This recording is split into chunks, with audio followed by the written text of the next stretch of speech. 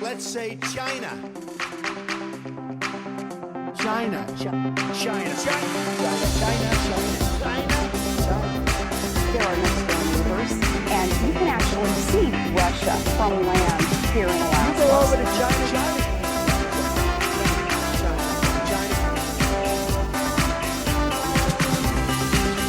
I did not have sexual relations with that woman.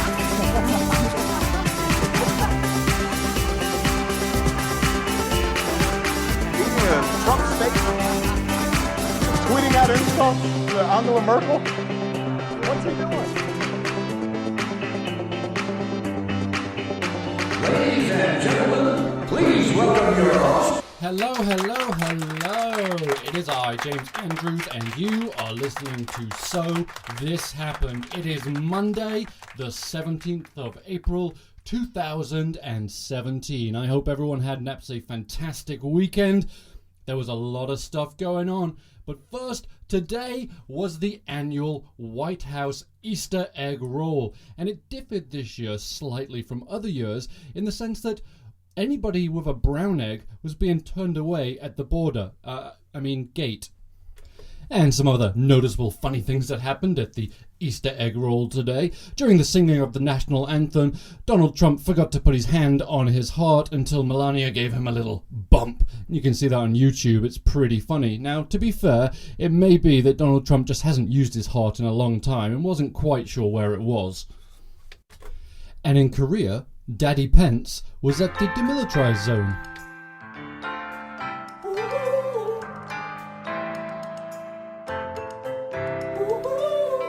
Over the rainbow is Daddy Pence and Cray Cray.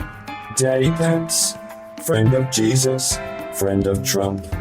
Daddy Pence, Cray Cray, Daddy Pence. Hair so slick, it's from the 50s. Brain so sharp, it's from the 1680s. Daddy Pence is somewhere over the rainbow. And Cray Cray, Daddy Pence, friend of Jesus, friend of Trump. Daddy Pence, Cray Cray, Daddy Pence. Hair so slick. And there it is, Vice President Mike Pence in South Korea at the DMZ. He said today to North Korea that they shouldn't test American force. But that he also hoped maybe talks would work. But this is a pretty militaristic stand, more so than we've seen from any administration before.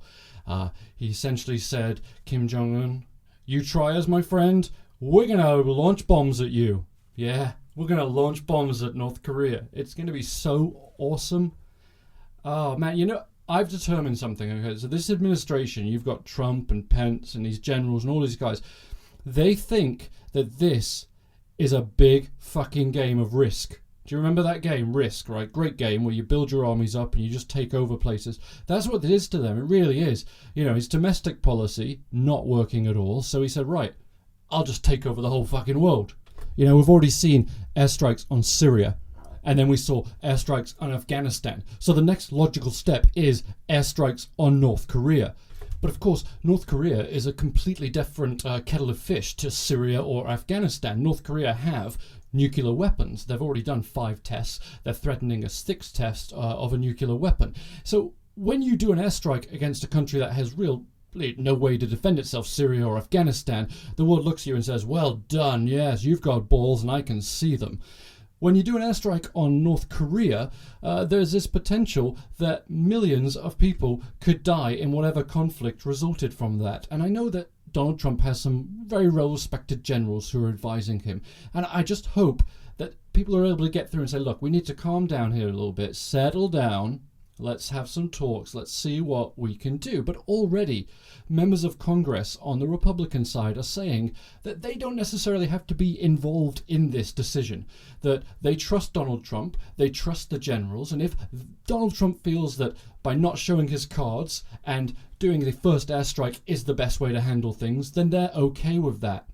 And that's pretty scary. There's a reason we have a Congress. It's so one person cannot start a war. And almost certainly an airstrike on North Korea would start a war.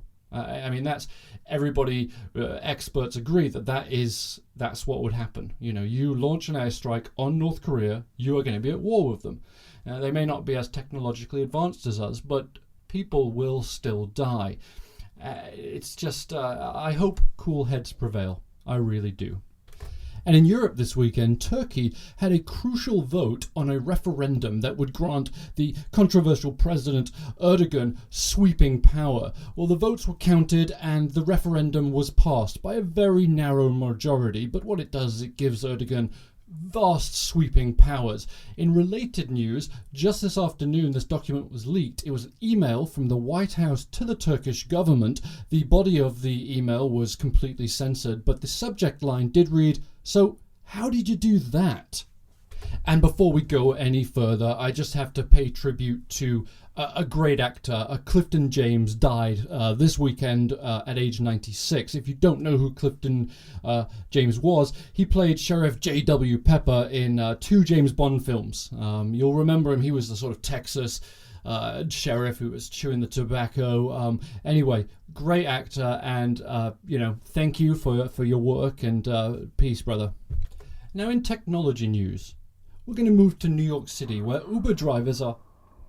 Okay, well, we're going to get back to that news, because you might be able to hear that Trump Vader has just appeared. He's very random, and he just comes in when he wants, but he's here.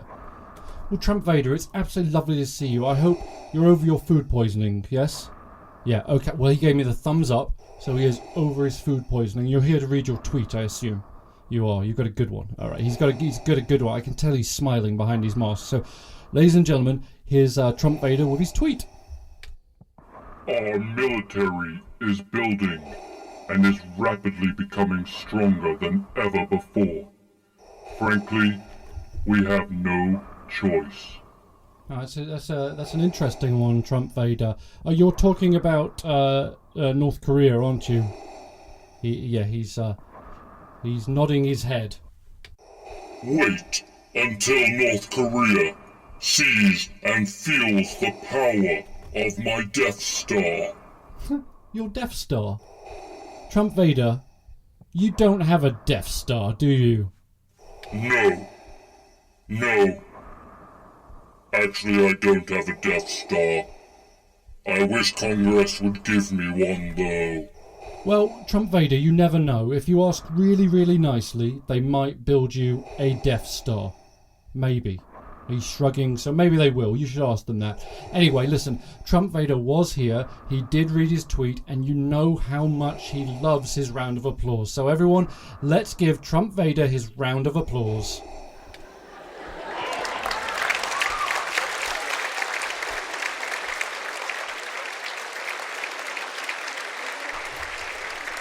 Oh, it's brilliant.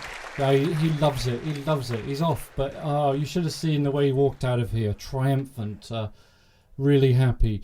Anyway, now we're going to move on to something which is a real bummer.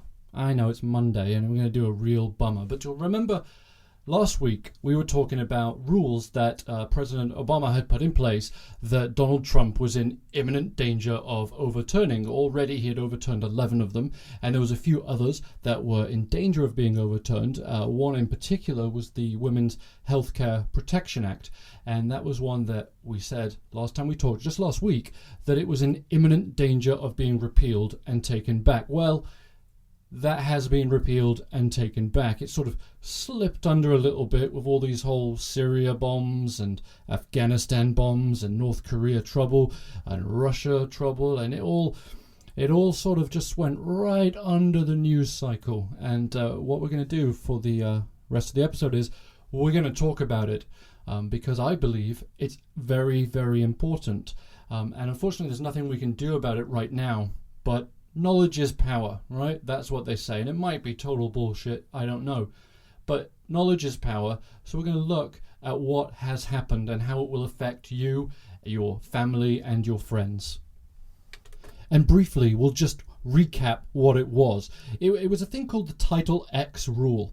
And what it did was it helped ensure that those who were most in need, so this is people from poor or low-income families, people who lacked health insurance, that they had access to a high-quality family planning services and also preventative care. The big thing that you hear Republicans say, and the people in the church, and I don't mean to disparage everyone in the church, but predominantly people in the church, they look at this and say, it is for abortions, and we will not fund abortions.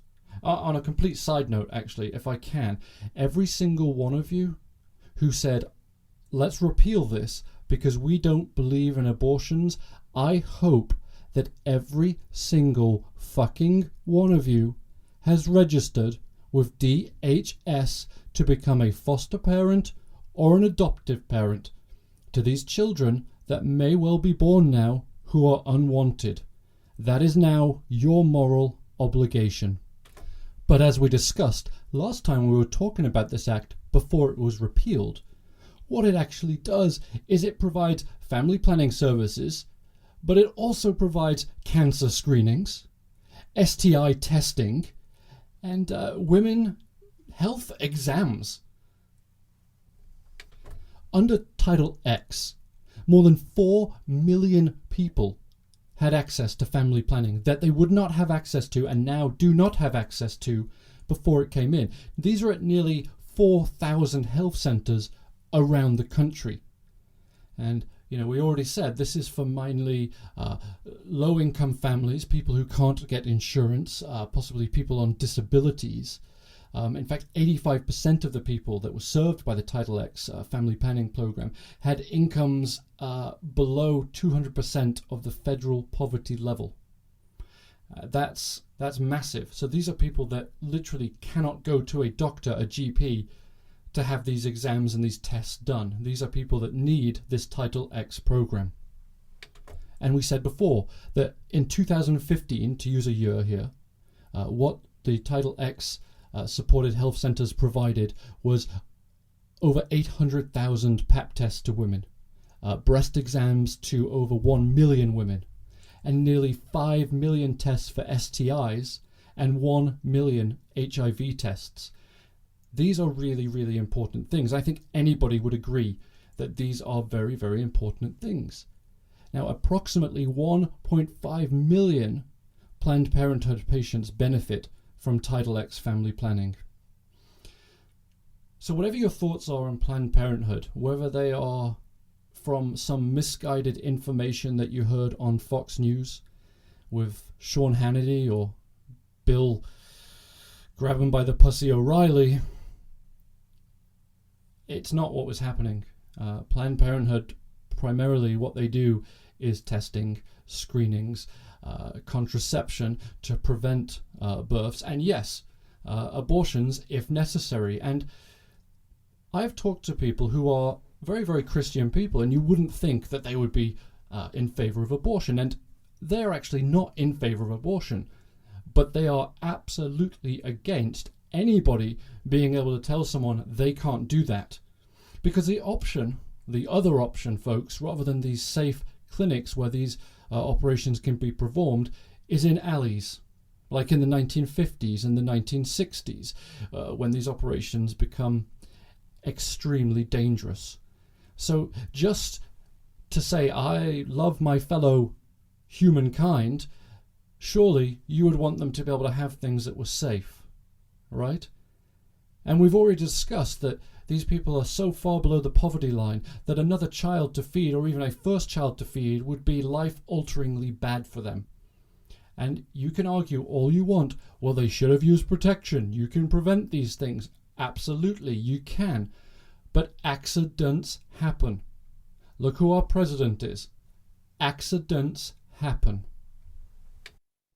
And to give you a real-world example of what happens when Title X goes away, all we have to do is look at Kansas.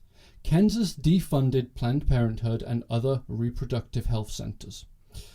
When they did that, the number of people accessing birth control, cancer screenings, STI exams, well-women exams, and other care through these Title X funded programs fell by over 14,000 women. Let that sink in for a second. This was something we had, and now we no longer have. And that's a really shitty way to end Monday's episode. But it is something I want you all to think about. So thank you very much for listening. I will chat with you all tomorrow. You can follow me on Twitter at SoThisHappen. And we're going to go out to the Mike Pence jingle because we can be certain of one thing. Daddy Pence was smiling all the way home when he heard this news.